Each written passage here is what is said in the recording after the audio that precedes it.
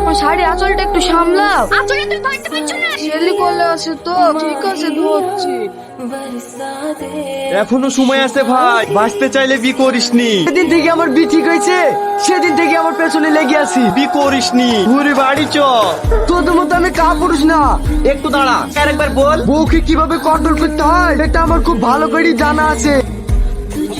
সাবদুলের কন্যা তুই না খাতুন 10,001 টাকা দেড়মোহরের পরিবর্তে তোমাকে শাদি করতে রাজি আছে, তুমি কি কবুল? তুমি একটু বসো, আমি চা করি নিয়ে আসছি।